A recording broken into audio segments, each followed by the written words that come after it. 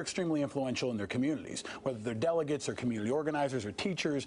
Their impact is beyond themselves. But you can't attack them individually. You don't attack their patriotism. You don't attack their integrity.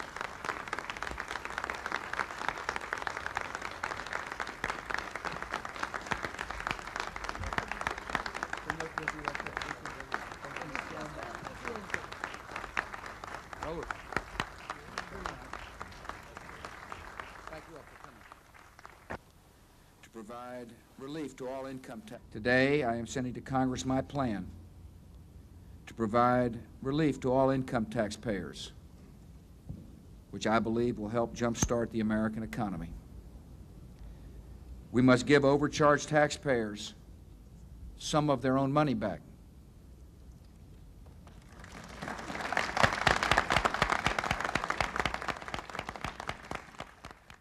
A president should not wait on events.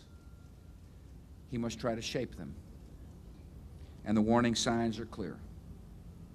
All of us here in Washington, the President and the Congress, are responsible to confront the danger of an economic slowdown and to blunt its effects. High tax rates, he said, and I quote, are no longer necessary.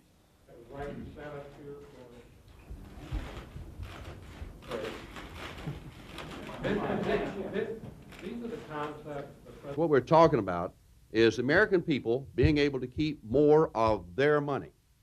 It is their money. It's not the Washington government's money. And we believe the American people can make a better decision about how to use their money for the benefit of their families. I am particularly pleased that the focus point... This is be a great partnership between the House and the Senate, and the great part of this partnership is finally we have a president on the other end of Pennsylvania Avenue that will sign the bill. Well, we certainly shouldn't make it less so, and that's... And if you make $25,000 a year, this is what you get. This is the Bush tax cut for those making $25,000 a year. This is a goose egg. In South Dakota, that means nothing. Whether there are any profits. Whether you give a dividend before you even know what the budget was for the next 10 years. Back in 2001 and 2003, when President Bush was in charge, they passed some tax cuts. They were actually the largest tax cuts we've ever seen.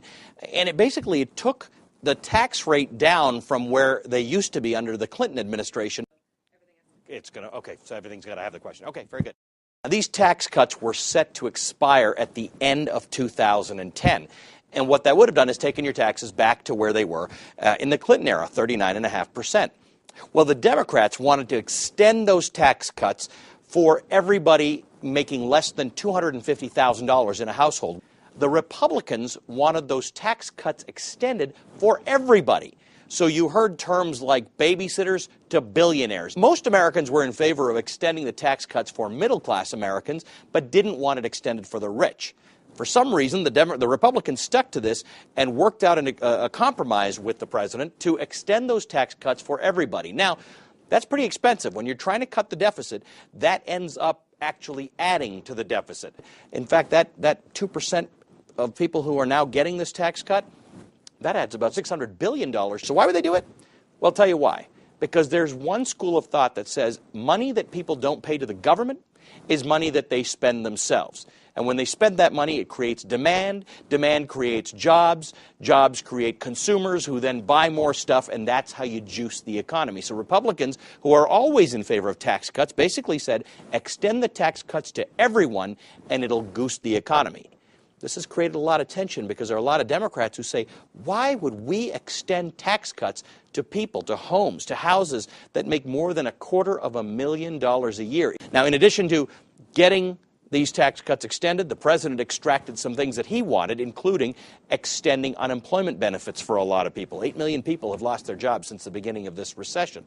There are also a bunch of other things. So for the next year, instead of paying 6.2% of what you make on your paycheck for Social Security, you're getting a discount, basically. 4.2% is what you'll pay. So if you earn $40,000 a year, that's an extra $800 in your pocket. If you earn $75,000, it might be about $1,400 extra. Again, the thinking is that you will use that money that you get back and spend it. And that's how the economy is supposed to improve.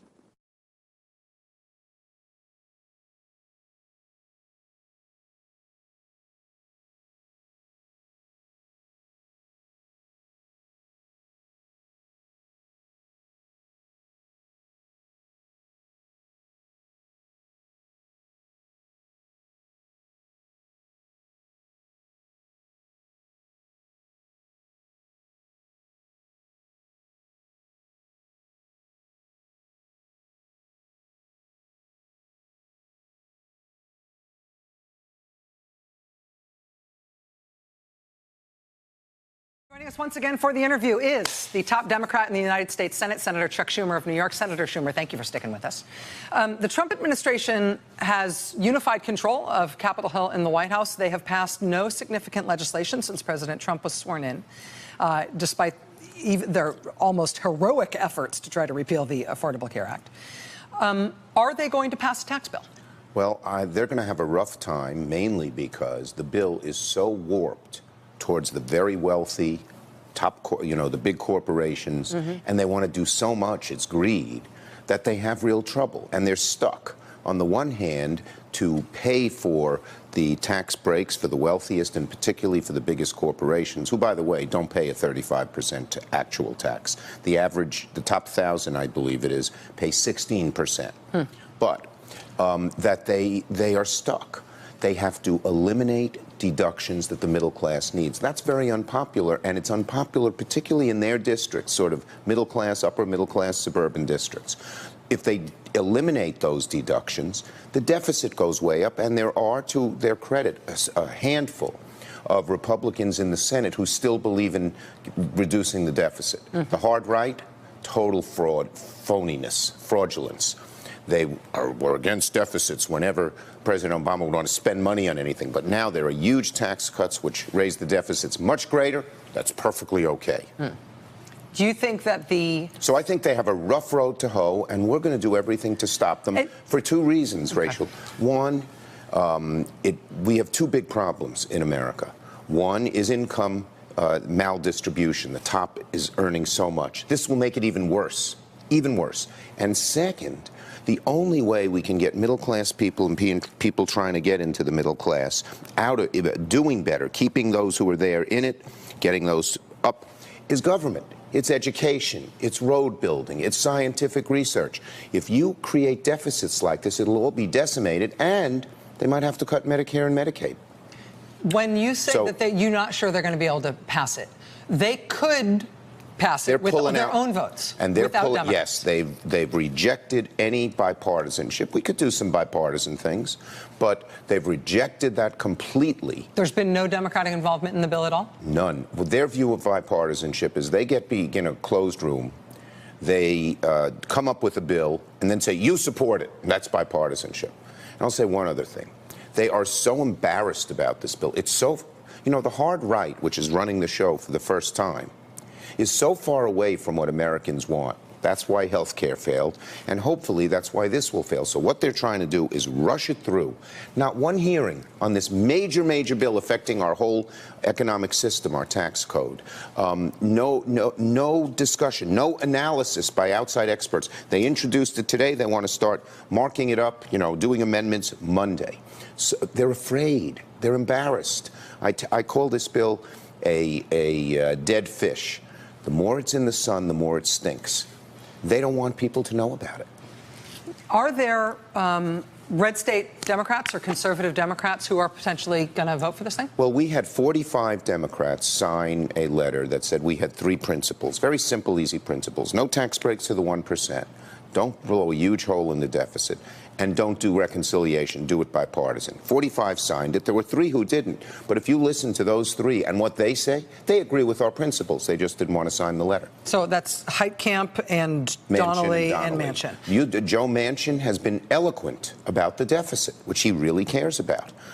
So I think we're going to have the same unity. I'm hopeful. Each person will make their own decision. But I'm hopeful we'll have the same unity on this that we had on health care. It was our unity on health care that helped sink it. On the New York part of this, actually, a New York question here.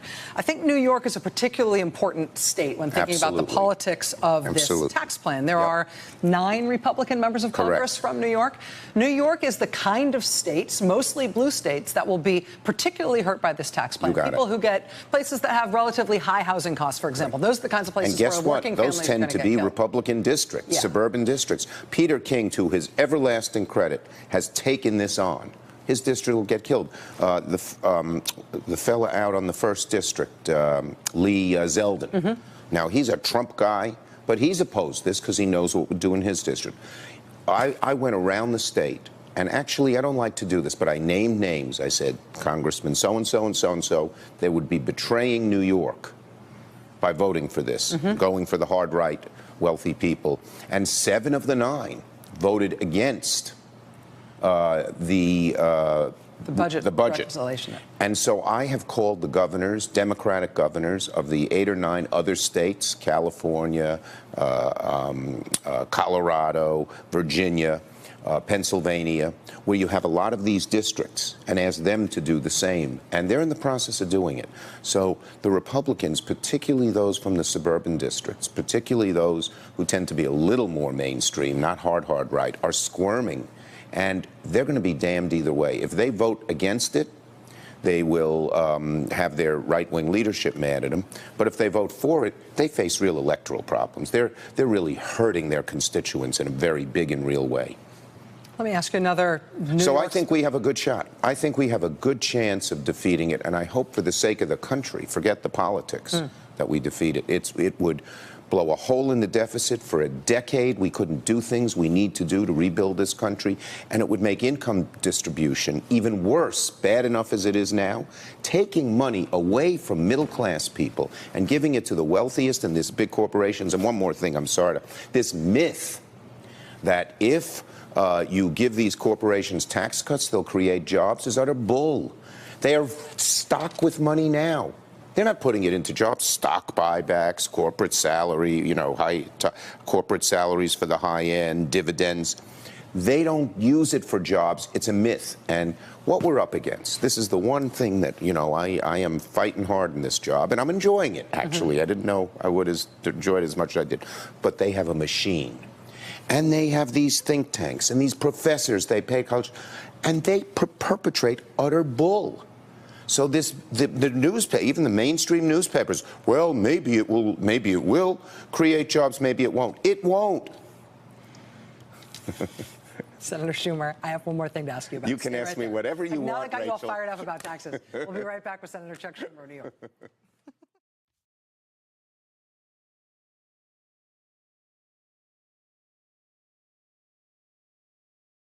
Tax Cuts and Jobs Act of 2017, a same recycled idea that has been tried before under George W. Bush, under the American Job Creation Act of 2004.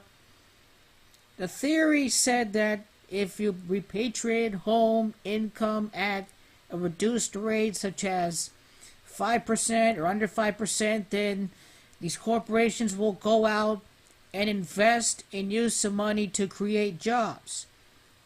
But in reality, they use that money to help repair their balance sheets and to serve the shareholders versus creating jobs and giving workers higher wages, something that our economy is lacking a lot today. But first, let me be clear. This is an idea under the big business leaning, is the reason why today we can't grow at 5-6% like we did in the 50s and the 60s.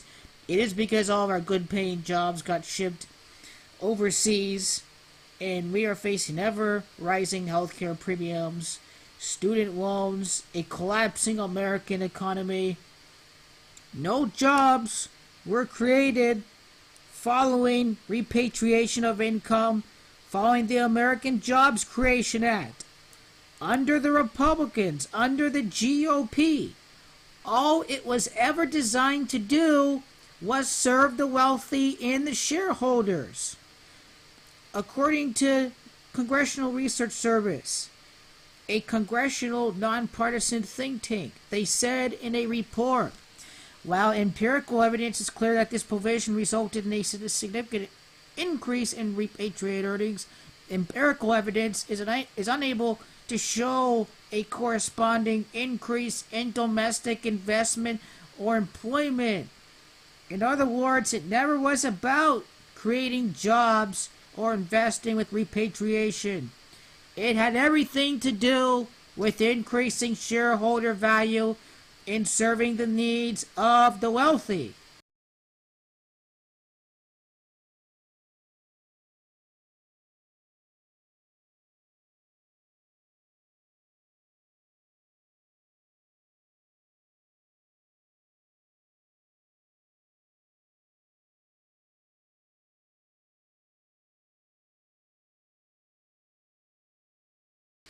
It went right back in their pocket. Donald Trump, the con president claiming to be the man of the people, is calling on repatriation to spur growth in America. We want to bring back trillions of dollars in wealth that's parked overseas. Because of our high tax rate and horrible, outdated, bureaucratic rules, large companies that do business overseas will often park their profits offshore to avoid paying a high United States tax if the money is brought back home. So they leave the money over there. The amount of money we're talking about is anywhere from $3 to $5 trillion. Can you believe that? By making it less punitive for companies to bring back this money, and by making the process far less bureaucratic and difficult, we can return trillions and trillions of dollars to our economy and spur.